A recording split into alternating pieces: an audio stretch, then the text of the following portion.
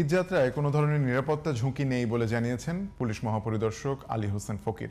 সকালে Gabtali bus terminal পরিদর্শনে গিয়ে তিনি আরও জানান, ঈদযাত্রা নির্বিঘ্ন করতে সব ধরনের প্রস্তুতি নেওয়া হয়েছে। এদিকে অতিরিক্ত ভাড়া নেয়ার অভিযোগ করেছেন যাত্রীদের অনেকেই। রফিক মাহমুদের রিপোর্ট। আর মাত্র কয়েকটা দিন, তারপরই পবিত্র ঈদ উল ফিতর।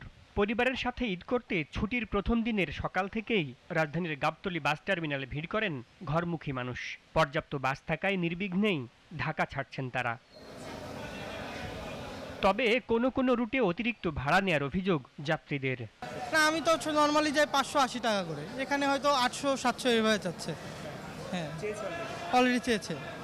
একটা কাউন্টারে গেলাম, ওরা বললো 800 শিশির এন্টারপ্রাইজ, আর এমপি সাফারি ও বললো রাজশাহী পর্যন্ত যাবে, যেখানে নামেন 700 টাকা। ভাড়া এখন টিকিটই পাচ্ছি না, ভাড়ার বিষয়টা পরবর্তীতে বোঝা যাবে। ভাড়া এখন তো টিকিটই নাই। বাড়তি ভাড়া নেওয়ার কারণ হিসেবে কাউন্টারের কর্মকর্তারা জানালেন, ফিরতি যাত্রায় কাঙ্ক্ষিত যাত্রী পাওয়া যাচ্ছে না। আগামী টিকিটটা বিক্রি করে এবছর বিক্রি করতে পারি নাই, কারণ আমরা যখন আপনার একটা গাড়িতে সিট হয় আপনার 40 থেকে 45টা, এখন আমরা সিটগুলো বিক্রি করলাম, দেখা গেছে আমরা সময় মতো গাড়ি দিতে পারলাম না।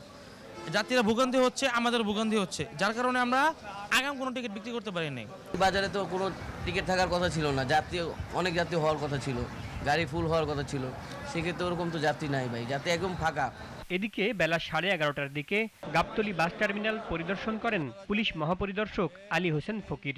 জানান, এবারের ঈদযাত্রায় নিরাপত্তা শঙ্কা নেই।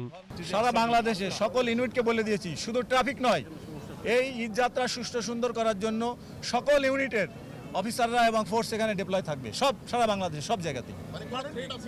থ্রেট নাই, তারপরেও আমি জনগণকে মেসেজ দিতে চাই, বাংলাদেশ পুলিশ তৎপর, কোনো অনাকাঙ্ক্ষিত ঘটনা, কোনো অন্যায়, কোনো কিছুর সাথে কম্প্রোমাইজ নাই। ঈদযাত্রায় অতিরিক্ত ভাড়া নেওয়ার অভিযোগ পেলে ব্যবস্থা নেওয়া হবে বলেও জানান আইজিপি। উনি 80 টাকা কমে 600 টাকা দিয়ে ticket. Rafiq Mahmud, GTV news, Dhaka.